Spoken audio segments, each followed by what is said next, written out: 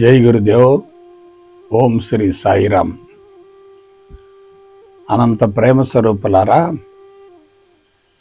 ఇంతకుముందు మీరు 2 రకాల గురువులను గురించి తెలుసుకున్నారు. ఎవరు వాళ్ళు? పరిణతి చెందకుండా ప్రపంచంలోకి ప్రవేశించేవారు ఒక వర్గమైతే, పరిణతి చెందటం కోసం ప్రపంచంలోకి ప్రవేశించే వాళ్ళు రెండో వర్గం. అనుభవం లేకుండా, పరిణతి చెందకుండా ప్రపంచంలోకి వెళితే ఏమవుతుంది? గురుపీఠం అపవిత్రం అవుతుంది కదా. పరిణతి చెందటం కోసం ప్రపంచంలోకి వెళితే అక్కడ ఆశించటం తక్కువగా ఉంటుంది. అంతరంగ శుద్ధి మీద దృష్టిని కేంద్రీకరించడం జరుగుతుంది. అయితే అసలు పరిణతి చెందటం అంటే ఏమిటి? పరిణతి చెందటం అంటే పరిపూర్ణ జ్ఞానాన్ని గురించి శాస్త్రయుక్తంగా అవగాహన గావించుకొని అనుభవంలోనికి పొంది ఆత్మస్థితిని అందుకోవటమే పరిపూర్ణత్వం అవుతుంది.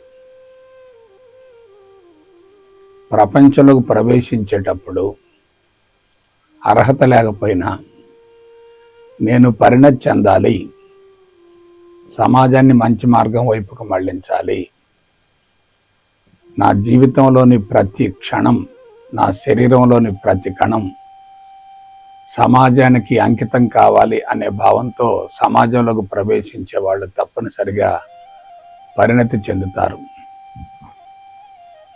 అయితే అర్హత లేకుండా ప్రపంచంలోకి వెళితే ఎలా ఉంటుంది? అర్హతను పొందటం కోసం ప్రపంచంలోకి వెళితే ఎలా ఉంటుంది? అర్హతను పొందటం కోసం ప్రపంచంలోకి వెళ్ళే వాళ్ళు ఆధ్యాత్మిక సేవలు చేస్తూ ఉంటారు. అదే సమయంలో ఆత్మ సేవ మీద కూడా దృష్టిని కేంద్రీకరిస్తారు. నన్ను నేను ఉద్ధరించుకోవాలి, నేను పరిణతి చెందాలి, నా ద్వారా సమాజానికి ఆధ్యాత్మిక సేవలు అందాలి అనేటటువంటి భావనతో, బలమైనటువంటి దృక్పథంతో ప్రవేశిస్తూ ఉంటారు. నేను జబ్బుల నివారణ కోసమే ప్రవేశించాను, కానీ ఆధ్యాత్మిక మార్గంలోని ఔన్నత్యాన్ని గురించి అవగాహన గావించుకున్న తర్వాత తప్పనిసరిగా పరిణతి చెందటంతో పాటు ప్రచారం చేయాలనేటటువంటి బలమైనటువంటి ఆశయం ఏర్పడింది. అందువలనే ఉద్యోగానికి రాజీనామా చేశాను, సంస్థను స్థాపించాను. దాదాపుగా 3.5 దశాబ్దాలకు పైగా ఆధ్యాత్మిక సేవలను అందించాను. ఒక విషయం చెప్పండి, పరిణతి చెందకుండా ప్రపంచంలోకి ప్రవేశించేటట్లయితే ఆ వ్యక్తిని ప్రపంచం స్వీకరిస్తుందా? అంతిమ గడియ వరకు గురుపీఠం అతన్ని ఆదరిస్తుందా? ఒకసారి జాగ్రత్తగా విశ్లేషించుకోండి. పరిణతి చెందకుండా ప్రపంచంలో ప్రవేశిస్తే అంతరంగంలో తీవ్రమైనటువంటి అసంతృప్తి ఉంటుంది కదా. అసంతృప్తిని ప్రపంచానికి అందిస్తూ ఉంటే ప్రపంచం అసౌకర్యంగా భావిస్తుంది కదా.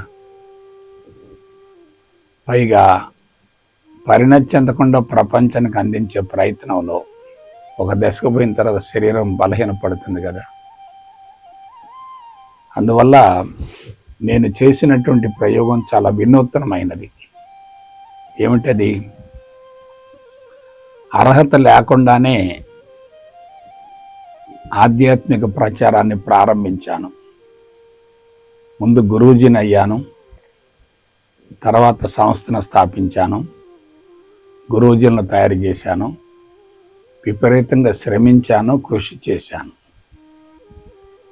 ఆ శ్రమలో, కృషిలో ముందు నాకు ప్రయోజనం కలిగింది, తర్వాత సమాజం కూడా ఎంతో కొంత మేరకు ఉద్ధరించబడింది. పరిణతి చెందాలి అనే భావం లేదనుకోండి, అటువంటి వ్యక్తి మధ్యలోనే గురుపీఠానికి దూరం అవుతాడు కదా. ఒక సాదా సీదా పేద రైతు కుటుంబంలో పుట్టి 3.5 దశాబ్దాలకు పైగా ఆధ్యాత్మిక సేవలను నిరాటంకంగా అందించడం అంటే అది మామూలు విషయం కాదు కదా. కాబట్టి నేను మరొకసారి చెప్తున్నాను, వ్యక్తి పరిణతి చెందకపోయినా నిస్వార్థమైనటువంటి ఆధ్యాత్మిక సేవలను అందించాలి అనేటటువంటి భావనతో పాటు నేను ఆ మార్గంలో పరిణతి చెందాలి అనేటటువంటి తపన, తృష్ణ, ఆరాటం ఉన్నాయనుకోండి, అతడు తప్పనిసరిగా ప్రకృతి చేత రక్షించబడతాడు, ప్రకృతి చేత ప్రోత్సహించబడతాడు. నాకు జరిగింది అది. అతి భయంకరమైనటువంటి రుగ్మతలతో జీవితాన్ని ప్రారంభించాను. వానిని సమూలంగా తొలగించుకోవటం కోసం ఆధ్యాత్మిక మార్గంలో ప్రవేశించాను. ప్రవేశించిన తర్వాత అహర్నిశలు శ్రమించాను. అన్ని రకాల రుగ్మత నుండి సమూలంగా బయటపడ్డాను. ఆ మార్గంలో పరిణతి చెంది ఆనందకరమైనటువంటి జీవితాన్ని గడిపేటటువంటి విధానాన్ని ప్రపంచానికి అందించడం జరిగింది. సరే, ఇక మూడో రకం ఎవరు? పరిణతి చెందిన తర్వాత ప్రపంచంలోకి ప్రవేశించేవాడని మూడో వర్గం అంటారు. కొంచెం జాగ్రత్తగా విశ్లేషించుకుందాం.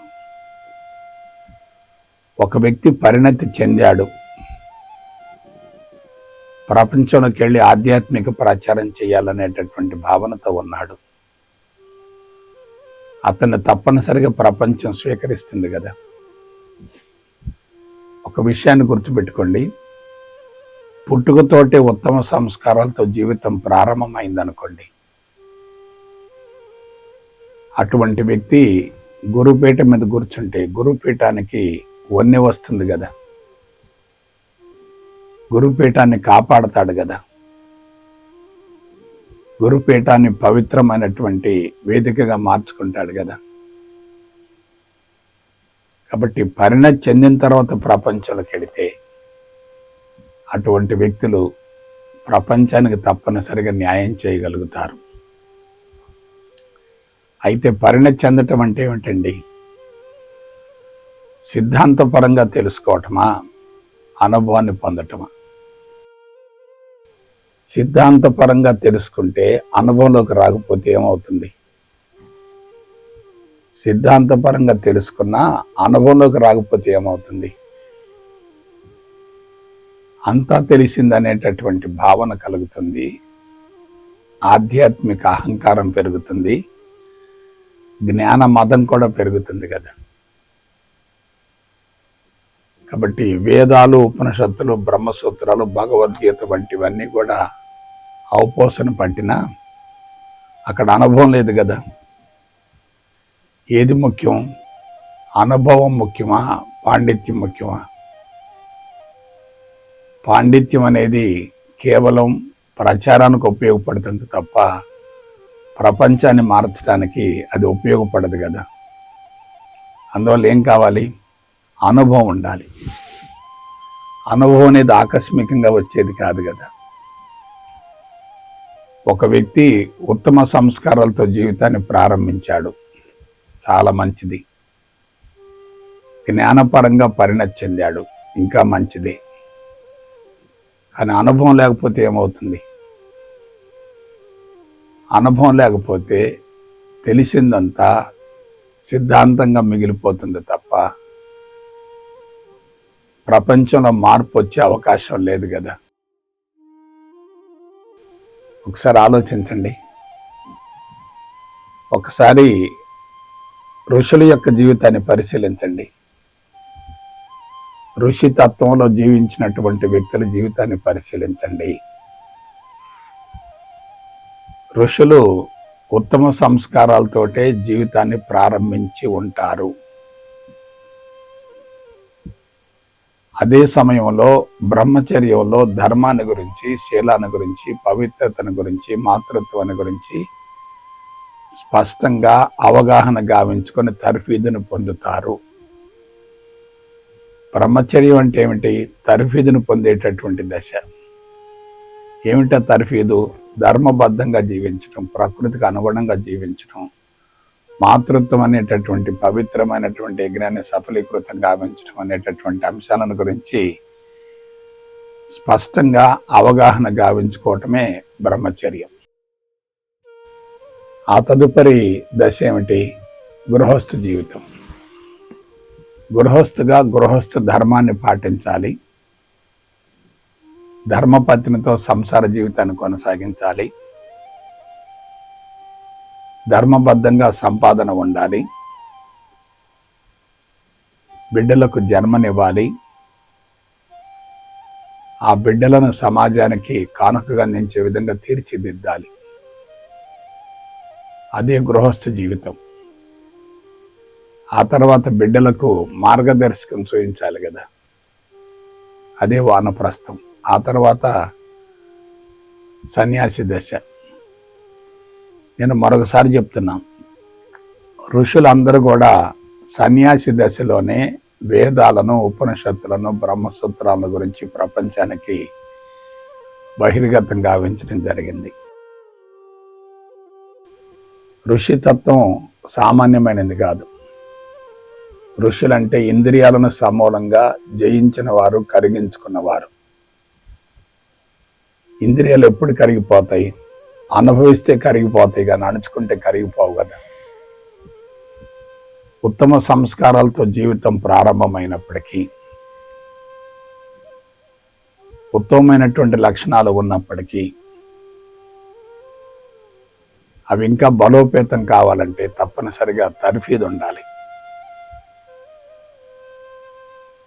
సద్గురు యొక్క మార్గదర్శకత ఉండాలి, ఋషుల యొక్క సహచర్య ఉండాలి, వనవాస జీవితం ఉండాలి, గురుకుల జీవితం ఉండాలి, ఆశ్రమ జీవితం ఉండాలి, పవిత్రమైన వాతావరణం ఉండాలి, ప్రకృతికి అనుగుణంగా జీవించాలి, ప్రకృతిని కాపాడుతూ ఉండాలి, ప్రకృతి చేత కాపాడబడుతూ ఉండాలి, ప్రకృతిని పదార్థంగా భావించకూడదు, ప్రకృతిని పరమాత్మగా భావించే స్థితి ఉండాలి. ఈ ఫౌండేషన్ ఎప్పుడు పడాలి? బ్రహ్మచర్యంలో పడాలి. ఎందుకంటే అంతరంగం లేతగా ఉంటుంది, సున్నితంగా ఉంటుంది. అటువంటి స్థితిలో ఇటువంటి విలువైనటువంటి జ్ఞానం అంతరంగంలోకి ప్రవేశించేటట్లయితే ఉత్తమ సంస్కారాలకు మరికొంత మేరకు పదును ఏర్పడుతుంది కదా. కాబట్టి మొట్టమొదటిసారిగా బ్రహ్మచర్యం అనేటటువంటి పునాదే మనిషి జీవితానికి ఆలంబనం అవుతుంది కదా. ఆ తర్వాత గృహస్థ జీవితం. గృహస్థ జీవితంలో భార్యాభర్తల మధ్య, సంసార జీవితంలో అన్యోన్యత, ఆప్యాయత, అనురాగము, ప్రేమ, ఒద్దిక, ఐకమత్యం వంటివి ఉండాలి కదా. రెండవ దశ అయిపోయింది. ఇక మూడవది ఏమిటి? వానప్రస్థం. తన జీవిత అనుభవాన్ని 10 మందికి తెలియజేయాలి, కుటుంబాన్ని కాపాడుకుంటూ ఉండాలి, కుటుంబానికి మార్గదర్శకం చూపిస్తూ ఉండాలి. అలా వానప్రస్థం ముగిసిన తర్వాత ఈ ప్రపంచంలోకి వచ్చాను, నా కార్యక్రమం అంతా పూర్తయిపోయింది, అంతరంగం సమూలంగా శుద్ధైంది, సంపూర్ణ స్వేచ్ఛను పొందుతున్నాను, ఇక నేనేమీ చేయవలసింది లేదనేటటువంటి భావనతోటి మనిషి సంపూర్ణ స్వేచ్ఛతో జీవితాన్ని కొనసాగించేటట్లయితే అది సన్యాసి దశ అవుతుంది. ఒక విషయం చెప్పండి, సంపూర్ణ స్వేచ్ఛ నుండి ఆధ్యాత్మిక ప్రచారం చేస్తే ఎలా ఉంటుంది? బంధాలలో ఉండి ఆధ్యాత్మిక ప్రచారం చేస్తే ఎలా ఉంటుంది? నేను మరొకసారి చెప్తున్నాను, ఆధ్యాత్మిక సేవకు వెళ్ళబోయే ముందు తప్పనిసరిగా ఆత్మసేవ ఉండాలి. ఇక్కడ సేవ ముఖ్యం కాదు, స్థితి ముఖ్యం. స్థితి పవిత్రంగా ఉందనుకోండి, చేసేటటువంటి సేవలు సద్వినియోగపడతాయి. స్థితి కలుషితంగా ఉందనుకోండి, స్థితికి చేరలేదనుకోండి, నేను ఫలానా అనబడేటటువంటి అహంకారం ఉంటుంది, అందించేటటువంటి జ్ఞానం కూడా పరిపూర్ణం కాదు, ఆ జ్ఞానం వెనుక అనుభవం లేదు కదా. కాబట్టి గురువులు వానప్రస్థం ముగిసిన తర్వాత ఆధ్యాత్మిక ప్రచారంలో పాల్గొనేటట్లయితే ప్రపంచంలో తప్పనిసరిగా స్పందన కలుగుతుంది. వాళ్ళు ఏమవుతున్నారు, అందరూ కూడా బ్రహ్మచర్యంలోనే ఆధ్యాత్మిక ప్రచారం చేయాలనేటటువంటి భావనతోటి తర్ఫీదును పొందుతున్నారు. తర్ఫీదును పొంది సేవ చేయటం ఎలా ఉంటుంది, అనుభవాన్ని పొంది సేవ చేయటం ఎలా ఉంటుంది, పుస్తక పరిజ్ఞానంతో ఆధ్యాత్మిక సేవలను అందిస్తే ఎలా ఉంటుంది, అనుభవ సారాన్ని ప్రపంచానికి అందిస్తే ఎలా ఉంటుంది. కొంచెం ఆలోచించండి. ఎందుకు నేను ఇదంతా చెప్తున్నానంటే, ఋషులు అందించినటువంటి విధానం ఒక రకంగా ఉంది, ప్రస్తుతం ప్రపంచంలో జరిగేటటువంటి ఆధ్యాత్మిక ప్రచారం మరొక రకంగా ఉంది. ఋషులు సత్యదర్శనం గావించుకున్న తర్వాతనే ఆ జ్ఞానాన్ని ప్రపంచానికి అందించారు. సత్యదర్శనం కాకుండా జ్ఞానాన్ని అందిస్తే ఏమవుతుంది? సత్యం లేకుండా జ్ఞానాన్ని అందిస్తే ఎలా? సత్యదర్శనం కాకుండా జ్ఞానాన్ని అందిస్తే ఎలా? కొంచెం ఆలోచించండి. అందువల్ల భారతదేశంలో ఋషులు అందించినటువంటి ఆధ్యాత్మిక విధానానికి ప్రస్తుతం అందించబడుతున్నటువంటి ఆధ్యాత్మిక ప్రచారానికి మధ్య స్పష్టమైనటువంటి వ్యత్యాసం ఉంది. సన్యాసి అంటే ఎవరు? అన్నింటికీ అతీతంగా జీవించేవాడే కదా. అంతరంగాన్ని సమూలంగా ఖాళీ చేసుకున్నటువంటి వ్యక్తే కదా.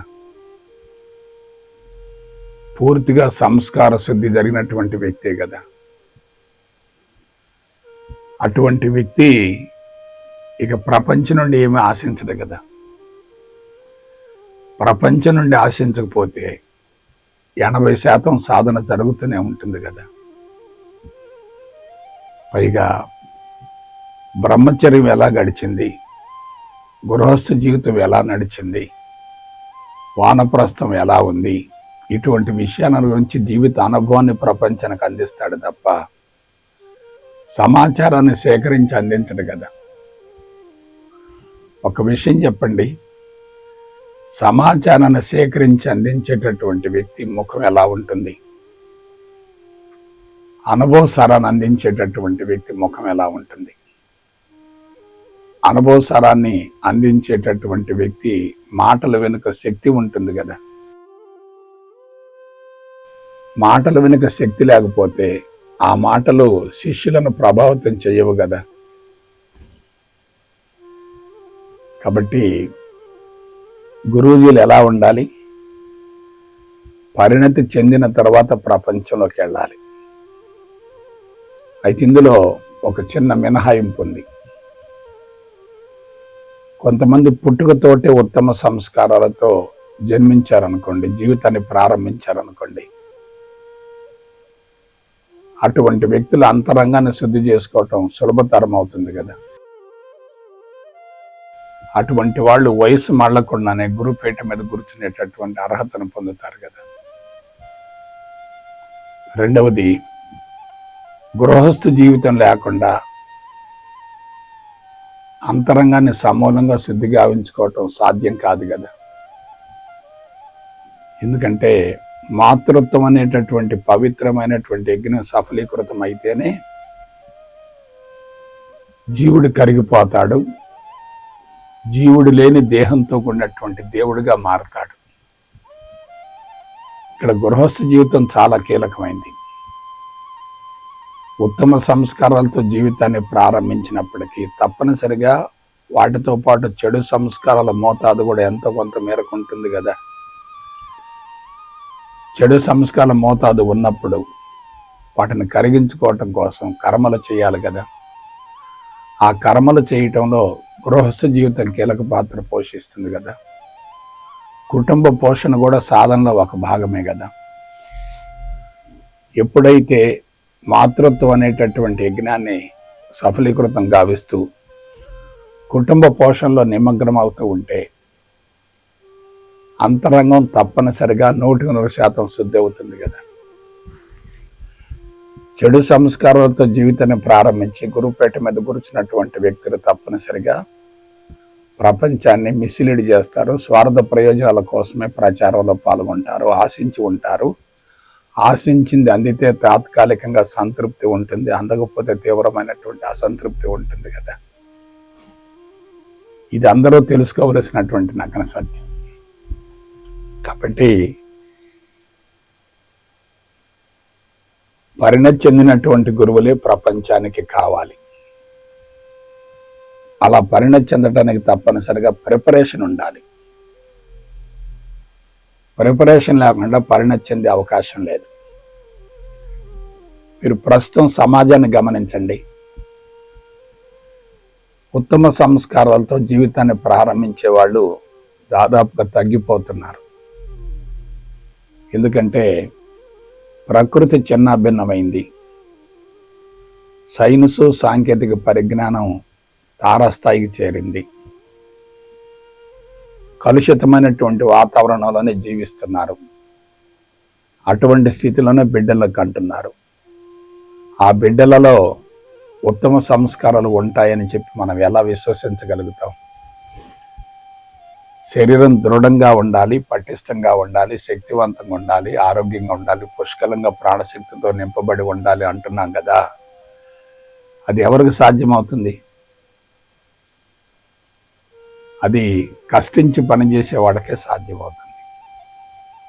మామూలు వ్యక్తులకు సాధ్యమయ్యే ప్రసక్తే లేదు. అందువలన ప్రస్తుత కాలమాన పరిస్థితులలో అంతరంగం సమూలంగా శుద్ధి జీవితాన్ని ప్రారంభించడం అనేది సాధ్యం కానే కాదు. ఒకవేళ అంతరంగం అంతా ఉత్తమ సంస్కారాలతోనే ఉందనుకోండి, దాన్ని మనం కాదనటానికి వీల్లేదు. కానీ ఏమవుతుంది? చుట్టూ వాతావరణం ఎలా ఉంది? పెరుగుతున్నటువంటి వాతావరణం ఎలా ఉంది? విద్యా వ్యవస్థ ఎలా ఉంది? సామాజిక పరిస్థితులు ఎలా ఉన్నాయి? కాలుష్యం విపరీతంగా పెరిగింది కదా. మనోకాలుష్యంతో భూమండలం అంతా కలుషితమైంది కదా. కాబట్టి చెడు సంస్కారాలతో జీవితాన్ని ప్రారంభించిన వాళ్ళు ఆ చెడు సంస్కారాల మోతాదుని ఇంకా పెంచుకుంటారు. ఉత్తమ సంస్కారాలతో జీవితాన్ని ప్రారంభించినప్పటికీ చుట్టూ ఉన్నటువంటి కలుషితమైనటువంటి వాతావరణం వల్ల ప్రారంభ కర్మలు చెడుగా ఉండి ఉత్తమ సంస్కారాల ప్రభావం తగ్గిపోయే అవకాశం ఉంటుంది కదా. అందువల్ల తప్పనిసరిగా ఎట్టి పరిస్థితులలోనైనా సంస్కార శుద్ధికి ఉపక్రమించాలి. నాకు ఆత్మసేవ ముఖ్యం, ఆధ్యాత్మిక సేవ అనేది సెకండరీ అనేటటువంటి భావంతో ఎవరికైతే అవగాహన కలుగుతుందో అటువంటి వాళ్ళు ఉన్నతమైనటువంటి జీవితాన్ని తప్పనిసరిగా పొందగలుగుతారు. అందుకు ప్రత్యక్ష ఉదాహరణ నా జీవితమే కదా. వంశపారంపర్య దీర్ఘకాలిక వ్యాధులతో జీవితం ప్రారంభమైందంటే అదంతా చెడు సంస్కారాల మయమే కదా. చెడు సంస్కారాలు అంతరంగంలో ఉన్నాయి అనుకోండి, అంతరంగం కలుషితమైందనుకోండి, ఆధ్యాత్మిక ప్రచారానికి అర్హత ఉండదు కదా. ఒకవేళ ప్రచారం చేసిన ప్రపంచానికి న్యాయం జరగదు కదా. కాబట్టి ఆలోచించండి. ఇవాళ గురు వ్యవస్థ అనేది కలుషితం అవుతుంది అనటానికి నిదర్శనం ఏంటంటే అనుసరించేటటువంటి విధానంలో ఎక్కడో లోపాలు ఉన్నాయి. వాటిని గురించి ఆలోచించకుండా తొందరపడి గురుపేట మీద కూర్చుంటే కూర్చున్న వ్యక్తికి నష్టమే, ప్రచారంలో పాల్గొనేటటువంటి వ్యక్తికి నష్టమే, అందుకునేటటువంటి వ్యక్తులకు కూడా నష్టమే కదా. ఇది అందరూ తెలుసుకోవలసినటువంటి నగ్న సత్యం. కాబట్టి నా సలహా ఏమిటంటే గురుపీఠానికి వెళ్ళబోయే ముందు ఒక నిర్ణయం తీసుకోవాలి. అదేమిటి? ముందు నన్ను నేను ఉద్ధరించుకోవాలి, తర్వాతనే సమాజాన్ని ఉద్ధరించాలనేటటువంటి భావంతో గనక గురుపేట మీద కూర్చుంటే 2 సంకల్పాలు తప్పనిసరిగా నెరవేరుతాయి. నన్ను నేను ఉద్ధరించుకోవాలనేది మొదటి సంకల్పం, సమాజాన్ని ఉద్ధరించాలనేది 2వ సంకల్పం. సమాజాన్ని ఉద్ధరించాలనే భావన ఉందనుకోండి, అది తప్పనిసరిగా సేవ అవుతుంది కదా. స్వచ్ఛమైన సేవను మించిన సాధన లేదు కదా. అందువల్ల అంతరంగ శుద్ధిని ఆలంబనగా చేసుకొని గురుపీఠాన్ని అధిరోహించి ప్రపంచానికి సేవలు అందించడం ద్వారా ప్రపంచంలో తప్పనిసరిగా మార్పు వస్తుంది అనేటటువంటి విషయాన్ని అందరూ గ్రహించాలని మనసా వాచ కర్మణ కోరుకుంటూ సెలవు తీసుకుంటా. జై గురుదేవ్, జై గురుదేవ్, జై గురుదేవ్.